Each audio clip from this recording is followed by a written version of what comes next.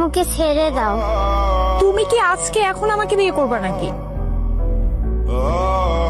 আম্মাকে বলো না আমাদের বাসায় চলে আসতে, আমাদের বাসা তো ফাঁকাই পড়ে থাকে। কিন্তু তোমার বউ। ওকে যদি আমি বই মনে করতাম, তোমাকে আমি বিয়ে করেছি কিসের জন্য? শোনো না, আমার না ভীষণ ঘুম পাচ্ছে, আমি এখন একটু ঘুমাবো। বলো না রুম ঠিক করতে। এই রুম ঠিকঠাক হয়েছে? তাহলে দাঁড়া আছিস যা। এখন থেকে এই যে সংসার পুরাটাই তোমার। আম্মু আমাকে কি আব্বু স্কুলে দিয়ে আসবে না?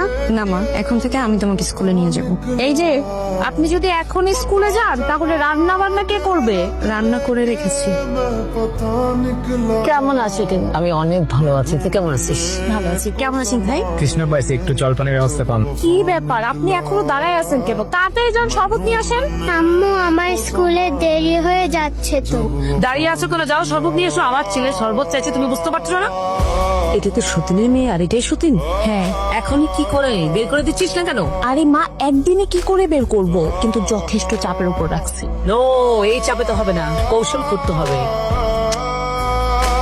কি আমার ফাইলটা স্যার একটু। আম্মা কিছু বলবেন? কিছু লাগবে? তোমার আগের বউ এখন এই বাসায় থাকে, আর আমার মেয়েটা সতীনের সংসার করছে, এটা আমি কোনোভাবেই মেনে নিতে পারছি না। তুমি দ্রুত সিদ্ধান্ত নাও কি করবে। আরেকটা কথা, আমার একটা উপকার করবে? কি উপকার আম্মা? না, অনেকদিন আগে আমি একটা ডায়মন্ডের হার বানিয়েছিলাম, মানে অর্ডার করেছিলাম। ভাবছিলাম তোমাদের অনুষ্ঠানে আমি আমার একমাত্র মেয়েকে সুন্দর করে সাজিয়ে পরিয়ে দেব, কিন্তু একটু ঝামেলা হয়ে গেছে। কি জানেন আম্মা? আমি যখন গহনাটা অর্ডার করি তখন কিছু টাকা বাকি ছিল, 1,00,000-2,00,000 টাকাটা তো পরিশোধ করতে হবে, তাই না? ঠিক আছে আম্মা, আমি আপনাকে টাকাটা দিব, আপনি কোনো টেনশন নেবেন না। প্লিজ আম্মা ঘুমাতে যান, আপনি এমনিতে অসুস্থ থাকেন। Thank you. দুলা ভাই কি সব আজব প্রাণী যে ঘরের মধ্যে পোষেন, আর ও তো বড় হয়ে আপনার বিপক্ষে কথা বলবে। সাপের বাচ্চা তো সাপই হয়, বড় হয়ে ছোবলো দিকে। বড় হওয়ার আগেই এগুলার দুধ কলা দেওয়া পোষাটা বন্ধ করে। খবরদার। আপনি কাকে সাপের বাচ্চা বলছেন? ও সাপের বাচ্চা না, ও এই বাড়ির মেয়ে। আপনাদের চাইতে ওর এখানে বেশি অধিকার।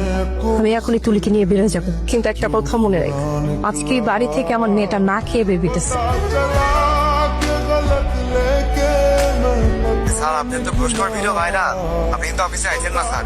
ম্যানেজার আপনারে বরখাস্ত করছে আর থানায় জিডিও করছে, পুলিশ এসে। আরে দুলা ভাই তো ঘুষ খাইছে, এই ভিডিও দেখতেছি ভাইরাল, ওর চাকরিও না আবার পুলিশও বুঝতেছে। কি বলিস? এটা দেখো।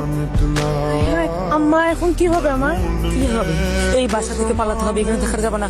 এখানে থাকলে দুর্নীতি অপরাধে হয়, তারপরে যে চুরির অপরাধে, ঘুষখোর অপরাধে তাকে পুলিশ খুঁজবে, তার বিরুদ্ধে মামলা হবে, তাকে অ্যারেস্ট করবে, তখন তো আমাদেরকেও ধরবে। আমরা এখানে আছি না। আম্মা যা কইছে এটা কিন্তু সত্যই কইছে। কথা বলিস না, ব্যাগ গুচ্ছে তাড়াতাড়ি। আপনারা কোথায় যাচ্ছেন? এই ঘুষখোর, চুপ, একদম কথা বলবি না। দূর মিয়া, আপনার মতো একটা দুর্নীতিবাজের জন্য আমরা সবাই বিপদে। এই, আমার মেয়ে তোর সাথে সংসার করবে না। তোর সাথে সংসার করে কি জেল খাটবে? আমি জেল খাটবো?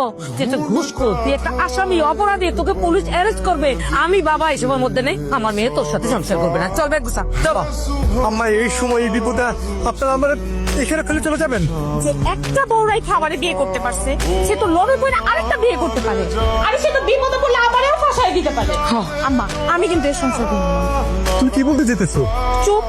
তোমার এখন কোনো চাকরি নাই, তুমি একটা মামলার আসামি। তোমার পুলিশ খুঁজতেছে, তার মধ্যে তোমার যে ভিডিও ভাইরাল হয়েছে, মানুষ তোমার চিঠি করতেছে। আমি তোমার সাথে কোনোভাবেই সংসার করব না। এই ঘুষখোরের সাথে কথা বলে সময় নষ্ট করা যাবে না। চল তাড়াতাড়ি চল। আপনারা স্যার আমার কেউ না, আমার আপনার বাসা আমার লোকের জায়গা নেই বাসা। पता निकला, पता चला कि गलत लेके मैं पता निकला, मैं ढूंढने को তুলি, पाने में কি রে তুলি? निकला, তোর পড়া হয়েছে? मैं ढूंढने হাতে নিচে কি দাও? মা খাটের নিচে আব্বু। কি করছ তুই? को